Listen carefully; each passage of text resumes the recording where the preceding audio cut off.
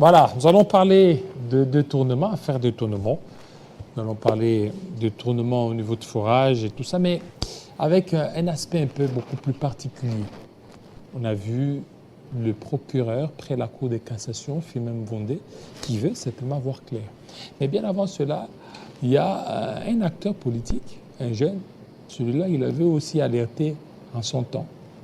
Aujourd'hui, c'est comme si la justice a emboîté ses pas. Lui, c'est Junior Katende. Bienvenue.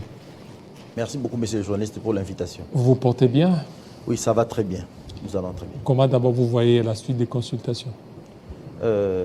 Madame la ministre, d'abord, je profite pour l'occasion pour lui réitérer mes félicitations. Et jeter des fleurs au chef de l'État parce qu'il a réalisé ce qu'il avait promis. Il a démontré qu'il est vraiment champion de la masculinité positive en élevant une dame à la plus haute fonction au niveau du gouvernement. Alors, les consultations vont bon train. Madame est en train de se prégner de la position de chacun au regard de ce qui avait déjà été fait par l'informateur, souvenez-vous, M. Augustin Kabouya, le secrétaire général de l'UDPS, notre cher parti. Alors, masculinité positive, ça va avec la femme. Au niveau du gouvernement, le chef de l'État a reconnu des personnes vivant avec handicap. Il y a eu un ministère. Et vous, vous êtes là. Il y a plusieurs voix qui s'élèvent, qui demandent aussi qu'on reconnaisse des personnes vivant avec albinisme, y compris Junior Katende. Si aujourd'hui, il fait partie du gouvernement, ça serait aussi œuvre utile. Ça serait œuvre utile étant donné que j'ai déjà, depuis un certain temps, essayé de faire passer mes idées par rapport aux différentes préoccupations soulevées par le chef de l'État lors de son interview à la RTNC où il a fait face dans un échange républicain avec les acteurs de la presse, par rapport à différents secteurs qui est couvert par les BTP, j'essaie d'apporter des solutions aux problèmes, des solutions concrètes aux problèmes qui peuvent permettre à ce qu'on puisse résorber tous les maux dont fait face notre pays dans ces différents secteurs-là. Voilà, dans ces différents secteurs. Aujourd'hui, Junior Katende là. Alors, la thématique, je pense au niveau de la justice, Guilain, la thématique, c'est pas celle-là. C'est la thématique au niveau de la justice. On a suivi, voilà, merci beaucoup. Prétendu détournement, Philomène Bondé veut voir clair. Aujourd'hui, Bondé veut voir clair. Et vous, vous aviez certainement alerté par rapport au niveau des infrastructures. Oui, je faisais remarquer qu'il était important que les BTC puissent muter en inspection générale BTC, des travaux c'est publics, bâtiment le bureau technique de contrôle. Voilà. Le procureur a saisi, la Cour de cassation a saisi les BTC pour faire cette contre-expertise-là, pour vérifier si ces prix-là sont conformes ou pas. Mais cependant, si le BTC avait le rang d'inspection générale, elle se serait déjà saisie en amont de ces dossiers-là et on n'aurait pas aujourd'hui à décrire. Et pour le moment, il est considéré comme... Aujourd'hui, c'est un simple bureau qui dépend du ministère des Travaux publics. Donc, il agit si le ministère des Travaux publics, le ministre des Travaux publics lui donne injonction. Sinon, il n'agit pas. Oui, est-ce que ça, vous ne voyez pas que dans ce cas, avant qu'on arrive à votre proposition, dans ce cas, ça dépendra seulement de ce ministère et que malgré le contrôle de la justice, ça risque de patauger parce que de lui-même, ça sera difficile qu'il donne des chiffres exacts. La vérité est que le BTC dépend exclusivement du ministère des Travaux publics. Donc, c'est lui qui sollicite, sauf la justice, tout ministère qui sollicite le concours du BTC doit passer par les travaux publics. Ce qui est un frein parce qu'il faudrait que le BTC ait la capacité d'intervenir rapidement et seul. Aussi d'être indépendant vis-à-vis du ministère. Voilà, être indépendant vis-à-vis de tous les ministères. C'est ce qui doit se passer. Parce que vous allez voir que ce dossier qui est pendant maintenant, c'est un dossier qui a attrait avec le ministère du développement rural. Par conséquent, si le ministère du développement rural ne contacte pas le BTC par les truchements du ministère des ITP pour intervenir, le BTC n'interviendra pas. Donc, il est important que le BTC ait la capacité d'intervenir en amont et non en aval. L'IGF a permis aujourd'hui, grâce au chef de l'État, de mettre en nu beaucoup de méfaits. Il a permis aussi de juguler des détournements qu'il y avait ici, ça et là. Mais l'IGF est limité parce qu'ils sont plus spécifiés sur le plan financier. Mais il faut qu'il y ait un organe qui puisse intervenir sur le plan technique, qui puisse dire par rapport à tel et tel élément si ce budget est élevé ou pas. Je ne dis pas a priori que le coût de ces forages est élevé ou pas. Parce qu'il faut savoir que le forage est fonction de profondeur. J'ai entendu ici les gens dire « Ah, mais ici à Kinshasa, on fait les forages à $2 000, à $10 000, à $5 000. » C'est quel type de forage? Je vais vous expliquer d'entrée de jeu que la plupart de nos forages ne sont pas potables. C'est que les gens boivent ici à Kinshasa. Ah, ils ne sont pas potables? Non, ils ne sont pas potables. Okay. Les gens sont en train vraiment d'imbiber de l'eau qui est impropre à la santé. Pour faire des forages, ça va au-delà de ça. Voilà pourquoi même que la Régie des eaux avait demandé en son temps que tout celui qui veut faire des forages doit contacter la Régie des eaux pour des conseils. Et j'étais d'accord pour cette idée-là. Parce qu'il ne suffit pas de creuser jusqu'à une certaine profondeur, voir de l'eau qui se trouve dans le sol et commencer à boire cette eau, vous dites que c'est le forage. Parce que pour avoir une bonne eau, ça dépend de terrain. Vous pouvez même descendre à 300 mètres pour avoir une bonne eau. Calcul simple. Si nous prenons $500 par mètre, s'il faut défendre à 300 mètres, vous voyez déjà, on arrive à combien? $500 par mètre, donc ça fait $500 150 combien? 000 On a 500 fois 300. Oui, 150 000. Vous comprenez? On est à 150 000 $. 150 000 $. Voilà. Je vous donne ces chiffres pour que vous comprendre. Donc 150 000 $. Voilà. Si vous descendez pour un forage où vous arrivez à 300 mètres, vous arrivez à 150 000 $ seulement pour la foration et tout ce qui va avec. Mais si vous regardez dans ces projets-là, on dit bien il y a la foration et puis il y a le point de traitement d'eau. Ce qui fait que le coût est supplémentaire. Nous, on a un a priori pour penser que le forage, c'est ce qu'on fait ici. Non, et en plus, ça c'est un forage thermique. Hein. Voilà. C'est un forage, selon ce que j'ai lu dans ces rapports, dans ces contrats où le gouvernement est MG, alors c'est un forage où ils vont utiliser même les panneaux solaires. Voilà. C'est ce qui fait que le coût est élevé. Donc, dire a priori qu'il y a eu des détournements, c'est dit par des profanes qui pensent que le forage, c'est ce que les gens font ici. Non. Je vous dis que pour arriver à boire de l'eau potable, il faut descendre à des profondeurs significatives. Je vous dis, il y a d'autres forages, même ici à Kinshasa, on arrive à 250 mètres, 300 mètres, pour trouver l'eau potable qu'il faut consommer. Donc, vous comprenez? Donc, déjà pour ces éléments-là, penser qu'il y a eu des détournements ou pas, c'est faire fausse route. Mais déjà, avec le chiffre que je vous ai donné, il y a fort probabilité qu'il n'y ait pas de détournement parce que je ne prends pas la place de la justice. Parce que, tout simplement, tenez-vous bien, le ministère des Finances, quand on lui a proposé le projet, c'était à plus de 390 000. Le ministère des 390 000 par forage. 390 000 par forage. Le ministère des Finances a fait des contre-expertises. Ils se sont rendus compte que c'est excédent. Ils sont descendus à 270 000. 290. Voilà. Vous comprenez? Donc, dire qu'au niveau du ministère des Finances, il y a des détournements, c'est faire preuve de mauvaise foi par rapport aux éléments que je viens de vous faire. Maintenant, si vous concentrez ces éléments sur le fait que les forages, il faut aller à 250, 300 mètres, 150 mètres pour trouver la bonne eau qui est potable. Là où il y a la nappe phréatique. Voilà, où il y a la roche, tout simplement. Donc, où il y a la bonne eau qui est consommable par les humains. Oui. Vous comprenez qu'on atteint déjà ces proportions-là.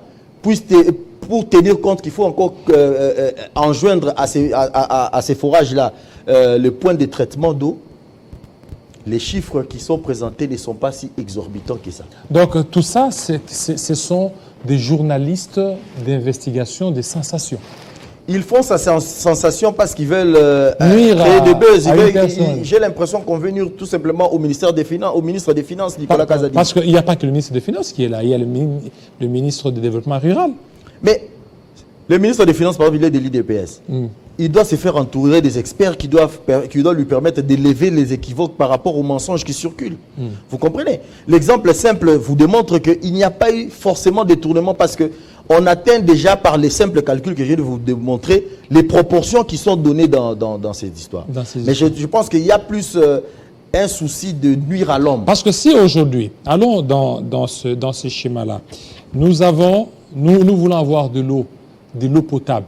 selon vos estimations, peut-être à 300 mètres. Oui. 300 mètres par mètre, on peut prendre combien? Ça varie. Il y a ceux qui prennent 30 $, 40 $. Ceux qui prennent 30 $, 40 $, je ne sais pas moi, ce sont des gens qui agissent derrière les parcelles. Voilà, si ce sont des grandes entreprises qui font intervenir des engins qualifiés pour faire ce travail, on ne vous fixe pas à moins de 500 $ le mètre. Prenons 500 $. Bon, avec le ministère, 500 $.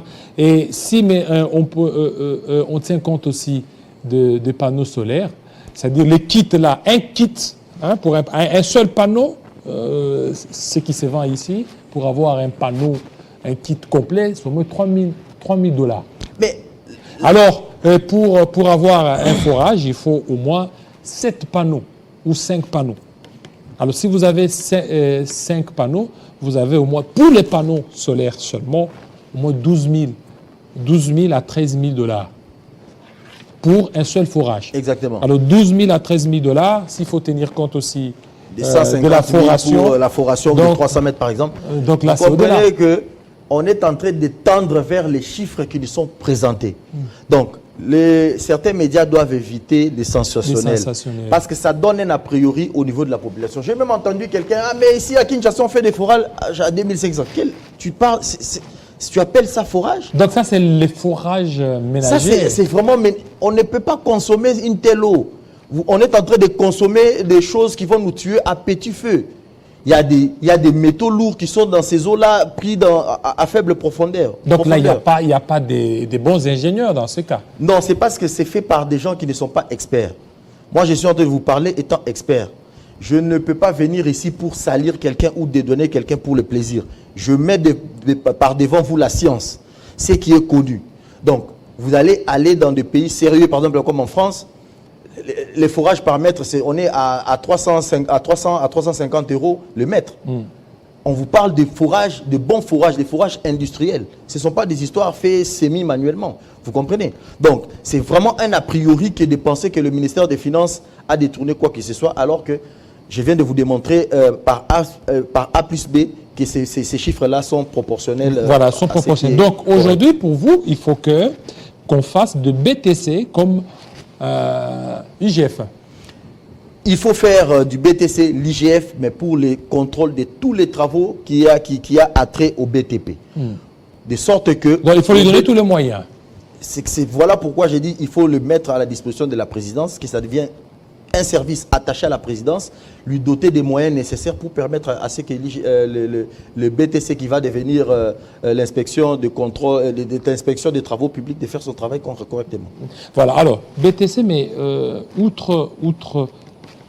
outre cette histoire de forage, parce qu'on va revenir au niveau de BTC, il y a aussi cette histoire des lampadaires. Vous avez aussi une idée sur ça? Oui, j'ai entendu parler de cette histoire, mais je n'ai pas vraiment pénétré les dossiers. Mais ce qui est sûr, on doit un peu avoir un recul technique avant de porter un jugement de valeur sur une estimation de coût. Parce qu'il ne faut pas, quand on parle de lampadaires, il y a capacité et capacité en termes de lampadaires. Alors, il me suffit de pénétrer ces dossiers et dire en toute objectivité s'il y a eu excédent. Ils ne peuvent pas prendre des lampadaires comme des lambda, il faut qu'ils prennent des lampadaires comme des responsables. Il faut prendre des lampadaires qui permettent de résoudre les problèmes. On ne va pas prendre un lampadaire qui a du mal à éclairer, par exemple. Vous comprenez? Voilà. Alors, maintenant, vous, en tant qu'ingénieur, quel conseil pouvez-vous certainement donner pour qu'aujourd'hui, qu'on ne puisse pas tomber dans la surfacturation, qu'on ne puisse pas tomber dans des abus, tels que nous sommes en train vraiment de constater ces derniers temps, dans les travaux publics, par exemple? Pour ne pas tomber dans la surfacturation, la première chose, c'est qu'il faut suivre la procédure en termes de passation des marchés. Quand on est en train d'élaborer le plan de passation des marchés, celui qui amène le marché a déjà son devis qui est dit devis confidentiel dans lequel il ne faut pas, dans lequel il ne faut pas dépasser. Alors, si jamais vous avez le BTC qui joue l'office de cette inspection de contrôle des travaux publics, tous les devis qui vont concourir pour les passations des marchés vont être soumis à ces services et ces services seront obligés de valider ces devis confidentiels sur base desquels les gens vont venir submissionner. C'est ces devis confidentiels qu'il ne faut pas dépasser. S'il faut dépasser, mais il y a une certaine marge. Vous allez voir qu'il n'y aura pas de surfacturation. La surfacturation arrive souvent dans les marchés de gré à gré. C'est ce qu'il faut éviter. Oui, mais c'est ça aussi le problème au niveau de cette histoire de forage. Quand vous lisez dans le contrat, c'est que ça a été signé pendant la période de Covid-19 et c'était un marché de gré à gré. C'est là où il y a maintenant des sérieux problèmes, c'est là où il y a beaucoup plus de suspicions. Maintenant, les marchés de gré à gré peuvent arriver à une condition, quand il y a préfinancement. Par exemple, le gouvernement a besoin de faire un projet et que sur l'État, vu les multiples problèmes que fait face notre pays, il peut y avoir une entreprise qui se présente pour dire que moi, je suis capable de préfinancer tel travail, par exemple à hauteur de 30%, 40%, 50%. Le gouvernement se sent allégé par rapport à cette tâche-là. Il peut confier les marchés à une telle entreprise qui est capable de préfinancer. Là, c'est de 1. Et de 2, c'est la technologie. Il y a des types de marchés, quand vous regardez, vous vous dites que non. Dans ce que je vois, il n'y a que telle entreprise qui fait faire tel travail par rapport à telle exigence. Vous n'allez pas soumettre en concurrence par plaisir. Il y a des marchés spécifiques qui demandent une main-d'œuvre spécifique. Si par rapport à un marché donné, il n'y a que X ou Y qui peuvent faire, vous allez appeler les X, Y. Vous n'allez pas ouvrir les marchés au public par plaisir. Parce que l'outillage et l'expérience est très important dans la réalisation de beaucoup de projets, notamment comme le projet des forages. Je vous dis que ça demande une délicatesse et ça demande une dextérité pour bien faire le travail. Voilà, pour bien faire le travail. Le marché public, tel qu'il a été conclu, le marché des gré à gré, vous parlez de préfinancement. Qui doit préfinancer? Le gouvernement ou bien celui qui préfinance, c'est celui qui exécute. C'est pourquoi on parle de préfinancement. Ça signifie que le gouvernement dit, pour tel type de marché, je veux que celui qui va exécuter ait une capacité financière. La capacité financière se manifeste aussi par la latitude qu'a une entreprise de préfinancer un marché. Ça signifie une entreprise Y dit, parce que ça peut être souvent, c'est repris même dans le contrat. On dit, pour tel type de marché, nous allons donner à celui qui est capable de préfinancer à 30% par exemple. Donc quand vous amenez votre soumission, vous amenez aussi un paquet de 30% du montant qui sera consigné à la banque comme préfinancement. Vous exécutez les marchés, cet argent-là vous sera restitué par l'État ou bien par le maître d'ouvrage. C'est votre argent. Mais vous le mettez en prêt pour exécuter le projet, pour donner confiance à celui qui vous a donné le marché. Et cet argent vous sera restitué là, bien sûr. Alors maintenant, aujourd'hui, la situation telle qu'elle se présente, on fait appel au BTC. Alors, quelle est la place de l'IGF dans ce cas? Très bonne question. L'IGF, quand vous lisez déjà par sa définition, on dit Inspection Générale des Finances. Il s'arrête aux finances. L'IGF a pour rôle de s'assurer qu'il n'y ait pas de détournement et ce qui était prévu soit respecté. Mais l'IGF n'a pas vraiment la latitude de s'assurer, par exemple pour le marché des travaux publics, que les travaux ont été bien faits ou pas. Vous comprenez? Parce que quand vous construisez une bâtisse, par exemple, il faut qu'il y ait une inspection qui puisse avoir la latitude de savoir si les choses sont bien exécutées ou pas. Ça va même au-delà du coût financier. Le coût financier, c'est l'IGF. Mais l'inspection de contrôle des travaux publics, comme je suis en train de vous expliquer là, elle a aussi la latitude de s'assurer que les travaux se sont faits conformément aux normes. Là, c'est BTC ou quoi? C'est le BTC actuellement, qui est l'organe étatique, mais il est limité parce que je vous ai dit que le BTC est rattaché à un ministère. Alors que l'IGF n'est pas rattaché à un ministère, l'IGF va au-delà des ministères. C'est un peu ça la nuance qu'il faut. Voilà. Alors maintenant, ici, il n'y aura pas de chevauchement. Il n'y aura pas de chevauchement, étant donné que je vous dis que... Parce que maintenant, ici, c'est comme si l'IGF est un peu un peu absente, alors qu'il fallait demander aussi des comptes à l'IGF. L'IGF devrait aussi donner son rapport par rapport à cette histoire de forage, cette histoire des lampadaires, que d'aller tout simplement demander des comptes au niveau des BTC. Bon, les BTC a démontré, de par le passé, même pour les travaux de 100 jours, la justice a toujours fait appel au BTC pour faire une contre-expertise en matière du BTP. À l'époque, il n'y avait pas vraiment IGF, surtout dans les dossiers 100 jours. L'IGF est venu après. L'IGF, c'est le coût financier. L'IGF va s'assurer que les fonds qui ont été mis à disposition ont fait le travail qui était commandé ou demandé. C'est ça l'IGF. Mais l'IGF n'a pas vraiment de capacités, au-delà du fait qu'ils ont recruté quelques ingénieurs, je crois 6, pour essayer de faire ce travail-là, mais c'est limité. Les BTC comportent beaucoup d'experts et dans tous les domaines capables de faire ce travail. Donc, cependant, pour muter maintenant au niveau de l'inspection, il faut un renforcement en termes de capacité, parce qu'il faut savoir que les inspecteurs sont un peu comme des OPJ. Il faut leur renforcer des capacités dans ce sens-là, et puis les outiller. Le contrôle, c'est les outils. Sans contrôle, il n'y a pas d'outils. Tenez par exemple, le BTC n'a pas de laboratoire, ce qui n'est pas normal.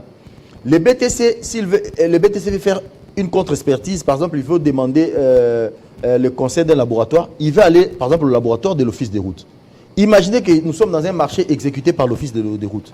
Vous pensez que le laboratoire de l'Office des routes va donner au BTC des résultats qui vont contredire ce qui est fait sur le terrain?